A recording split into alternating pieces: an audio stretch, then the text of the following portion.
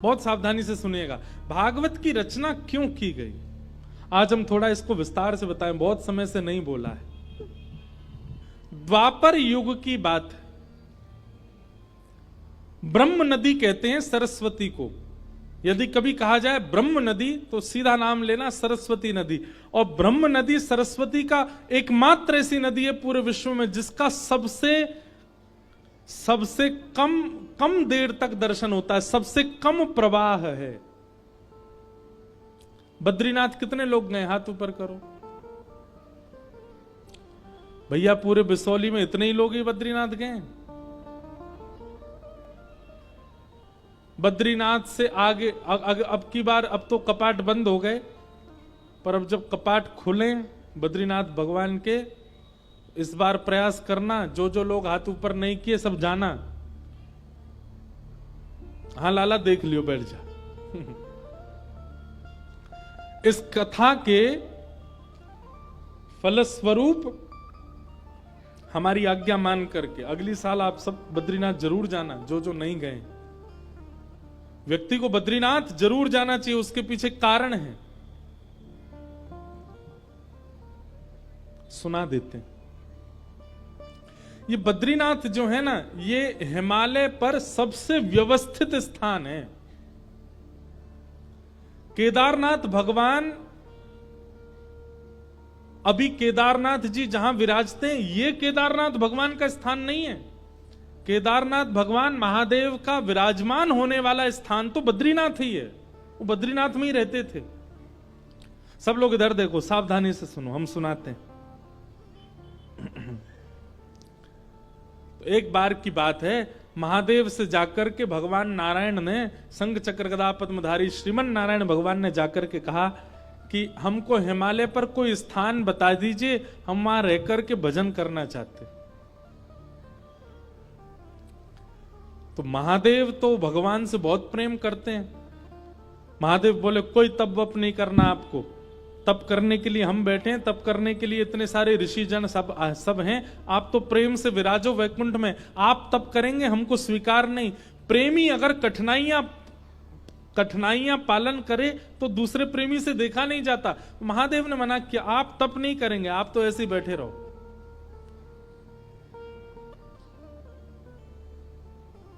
भगवान ने फिर कहा नहीं हमको तप करना है, हमको तप के लिए स्थान दो। महादेव फिर बोले भैया आपको तप करने की क्या जरूरत है, आप भगवान हो साक्षात। महादेव ने कोई स्थान प्रदान नहीं किया, पूरा हिमालय महादेव का है, उनकी आज्ञा के बिना कैसे जाएं। भगवान ने बोला कि भाई ये राजी हमको स्थान नहीं देंगे, उनकी गैर राजी में कोई और तरीका अपनाना पड़ेगा स्थान लेने के लिए।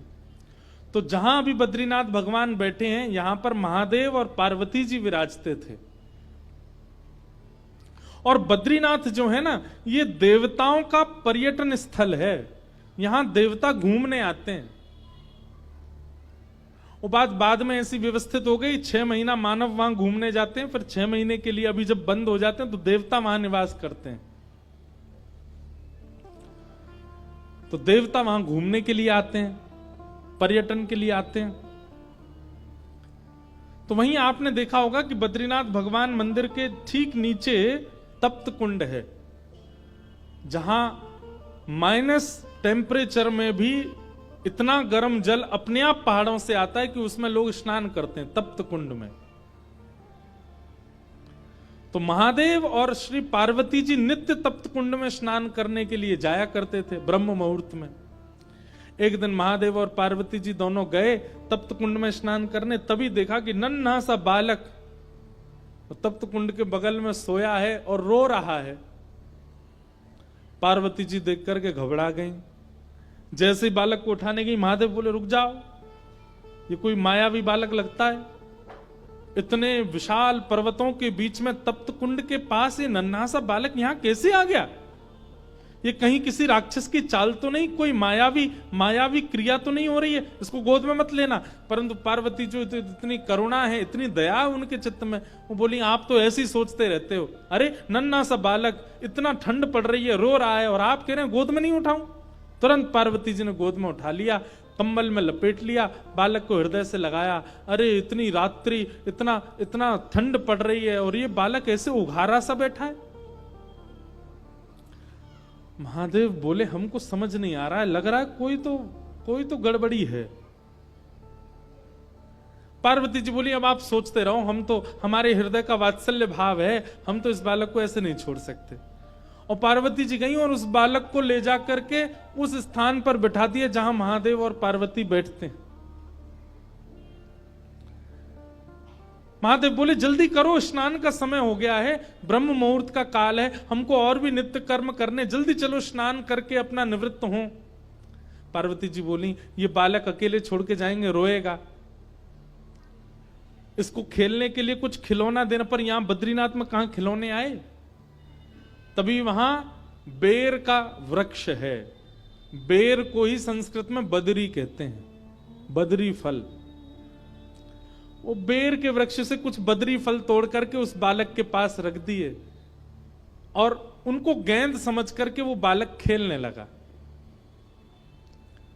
पार्वती जी बोली अब ये बालक जब तक इन गेंद से खेल रहा, हम स्नान करे आते हैं। जैसे ही महादेव पार्वती जी के साथ गए, तप्त कुंड में स्नान आदि किया, अपना नित्य कर्म नियम करके जैसे ही लौट करके आए तो उस स्थान का द्वार, मुख्य द्वार बंद था। खूब प्रयास करने पर भी वो द्वार जब नहीं खुला, महादेव ने क्रोध में भर करके जैसे ही उस द्वार को देखा, द्वार खुल गया। वो बालक तो वहां नहीं था, वही बालक शंख चक्र गदा पद्मधारी श्रीमन नारायण के रूप में तपस्वी की अवस्था में सामने बैठ गया। महादेव ने जाकर के कहा, हमने पहले ही कहा था ये कोई मायावी बालक है, ये कोई सामान्य बालक नहीं है। लेकिन महादेव के नेत्रों में आंसू आ गए और प्रणाम करते हुए कहा, श्रीमन नारायण आपको क्या आवश्यकता है तप करने की? आप क्यों तप कर रहे हो? इतना हट क्यों कर रहे हैं आप तप के लिए? ऐसा किस चीज की प्राप्ति के लिए, किस भाव की प्राप्ति के लिए आपको तप करना है? तब भगवान नारायण जो बात कहते हैं वो ध्यान से सुनिएगा। भगवान कहते हैं, महादेव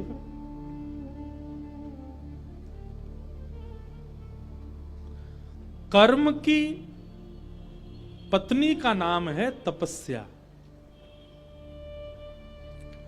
आप लोग सारे शास्त्र उठा करके देख लीजिए, कलयुग से पहले जितने भी युग हैं, उन युगों में चाहे दैत्य हो, चाहे ऋषि हो, चाहे महापुरुष हो, चाहे मानव हो, तप सबने किया। रावण भी तपस्या करने गया था, हिरण्यकश्यप भी तपस्या करने गया था, हिरण्याक्ष भी तप करने गया था, कंस भी तपस्या करने गया था। इसका मतलब क्या है? अन्य युगों में आप कितने भी कर्म कर लो, जब तक आप तप नहीं करोगे आपको कर्म का फल नहीं मिलेगा, क्योंकि कर्म की पत्नी का नाम है तपस्या। बिना तप किए कर्म फल नहीं देता हमें। इसलिए श्रीमन नारायण भगवान कहते हैं, कलिकाल में जन्म लेने वाले हर मानव के नाम का संकल्प लेकर के मैं ही तपस्या में बैठा हूं, मैं तपस्या कर रहा हूं। मेरा, आपका, हम सब का नाम लेकर के श्री बद्रीनाथ भगवान ही तपस्या में बैठे। हम कर्म करते हैं, हमको फल मिल जाता है, तपस्या तो हमने की नहीं। कौन? क्यों? क्योंकि तपस्या साक्षात नारायण भगवान कर रहे हैं। इसलिए कम से कम आज आपका घर बन गया, आज आप धनवान हो गए, आज आपके बच्चे पढ़ लिख के विद्वान हो गए, आपने केवल कर्म किया, लेकिन किसकी तपस्या का फल आपको मिला? भगवान श्रीमन नारायण, बद्रीनाथ भगवान। इसलिए हर व्यक्ति को साल में एक बार, 2 साल में एक बार, 5 साल में एक बार बद्रीनाथ भगवान को धन्यवाद कहने जाना चाहिए कि आपकी तपस्या से हम जी रहे हैं नाथ, धन्यवाद। आज तक भगवान वहां तपस्या करने के लिए बैठे हैं। हम लोग कोई भी यज्ञ करते हैं, कोई भी अनुष्ठान करते हैं, उसमें हमारा नाम पूछा जाता है, गोत्र पूछा जाता है। इंद्र शर्मा नामनो हम, भारद्वाज गोत्र उत्पन्नो हम, सपरिवारो हम, सकुटुंबो हम। संकल्प लिया जाता है। उस संकल्प के कई कारण होते हैं। एक कारण यह भी होता है कि आपका नाम गोत्र श्री बद्रीनाथ भगवान को सुनाया जाता है, और आपके उस नाम गोत्र से बद्रीनाथ भगवान जल छोड़ के आपके नाम का तपस्या करते हैं। संपूर्ण ब्रह्मांड के प्रत्येक मानव के लिए तप कर रहे हैं। कौन? बद्रीनाथ भगवान। इसलिए उनका दर्शन करने हर व्यक्ति को जाना चाहिए, और दर्शन करके धन्यवाद करना चाहिए कि नाथ आप तपस्या कर रहे हैं हमारे लिए। जो आज तक बद्रीनाथ नहीं गए, यहां पर बैठे या जो लोग लाइव देख रहे हैं, वो भी अगले वर्ष निश्चित बद्रीनाथ भगवान का दर्शन करने जाइएगा, प्रणाम करके आइएगा। तो ब्रह्म नदी कहते हैं सरस्वती को। सरस्वती का प्रवाह विश्व में सबसे कम प्रवाह है, शायद 1-1.5-2 किलोमीटर का ही है बस, और वो बद्रीनाथ में ही दर्शन होता है। बद्रीनाथ से आगे एक गांव है, उसका नाम है माना। वहां माना गांव में सरस्वती जी का उद्गम है। सरस्वती जी प्रकट होती हैं, प्रकट होकर के नीचे आती हैं, भीमशिला से आगे होकर के जाती हैं। उसके बाद अलकनंदा जी हैं, सरस्वती जी अंतर ध्यान हो जाती हैं।